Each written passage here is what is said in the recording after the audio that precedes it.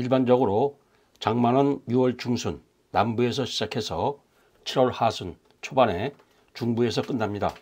하지만 지구온난화에 따른 기후변화로 전통적인 장마 패턴이 깨지고 있습니다. 올해는 장맛비가 중부에서 시작했고 때이르게 장마 전선이 약해지는 신호가 나타나고 있습니다.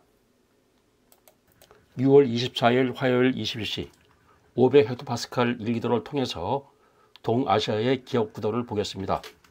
북태평양 고기압이 만주와 중국 남부로 확장한 가운데 저기압이 서해에서 다가오고 3개 수역에서 열대성 저압부가 나타나고 있습니다. 올여름 동북아시아 날씨의 가장 큰 배경은 북태평양 고기압이고 저기압과 열대 사이클론이 작은 파도로 작용할 것으로 예상됩니다. 같은 시각 해수면 기압 일기도입니다. 저기압이 서해 남부에 위치하고 장마 전선이 규수, 동중국해를 지나 중국 남부로 이어지고 있습니다. 500헥토파스칼 일기도에 나타나듯이 기압마르가 동아시아로 확장한 상태라 장마 전선으로 유입되는 추중기 양이 적고 강수대의 발달이 매우 비약합니다. 또한 저기압은 동해를 확장한 기압마르에 막혀서 이동이 거의 정체될 것으로 예상됩니다. 72시간 후인 6월 26일 목요일 9시 일기도입니다.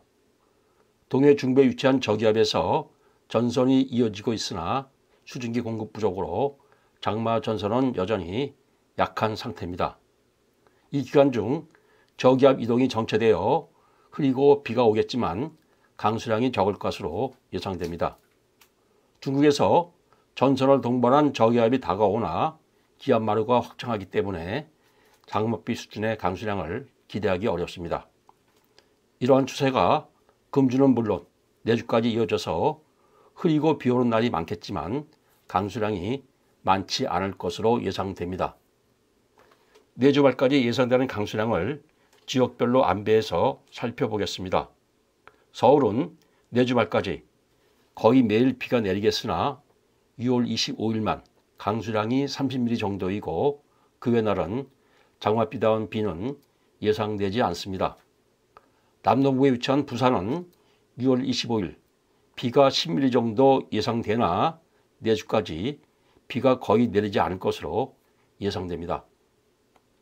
중부에 위치한 대전은 금주에 이어 내주 중반까지 비가 내리겠으나 강수량이 적겠습니다. 남서부에 위치한 광주 역시 금주에 이어 내주 중반까지 비가 내리겠으나 강수량이 적겠습니다.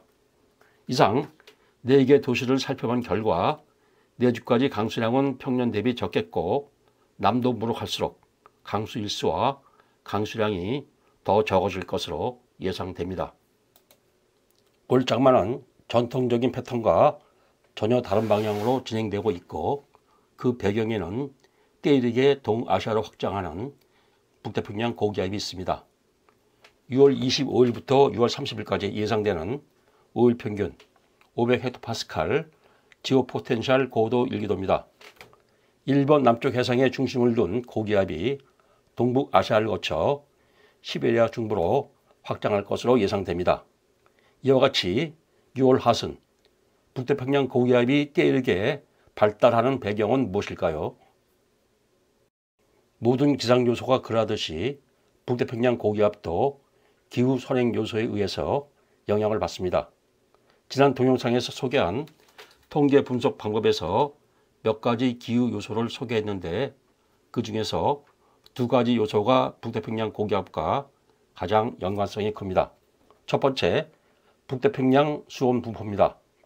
6월 23일 현재 북태평양 서부와 중부의 수온이 대단히 높고 해수면 상공 공기가 데워지고 있으며 열돔, 즉 키가 큰 고기압이 발달하고 있습니다. 둘째, 지구 적도를 30에서 61주기로 일주하는 MJO 열대 파동입니다. 당분간 고층 발산부가 서태평양에서 날짜 변경선을 향해서 느리게 이동합니다. 고층 발산은 로즈비 파동을 만들어서 중위도 날씨에 영향을 미칩니다. MJO가 이 구간에 있을 때 동북아시아로 기압마루가 확장하고 장마 전선의 활동이 약해집니다. 즉 북태평양 수온 분포와 MJO 파동의 영향으로 6월 하순 장마 전선이 약해지고 이러한 추세가 7월로 이어질 것으로 예상됩니다. 그런데 변수가 있습니다. 현재 고층 발산이 활발한 태풍 다발 지역에서 열대 사이클론들이 발생하고 있습니다.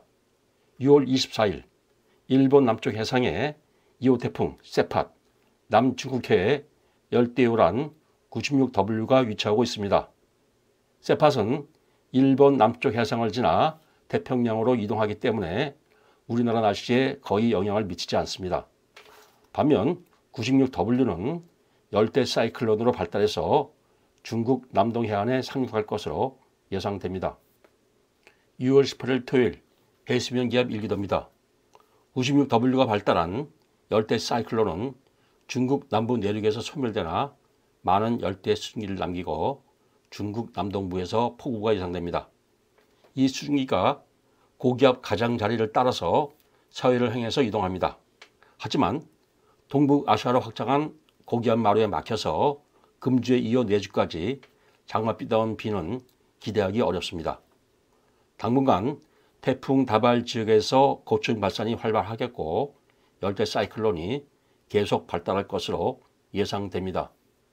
7월 초에 태풍이 북상할 것으로 예상됩니다. GFS는 7월 3일, ECMWF는 7월 5일 태풍이 접근할 것으로 예상합니다. 태풍은 일본 남쪽 해상으로 북상한 후에 북태평양 고기압과 세력을 다툴 만큼 강하게 발달할 것으로 예상됩니다. 이후 두 모델의 진로 예상이 엇갈립니다.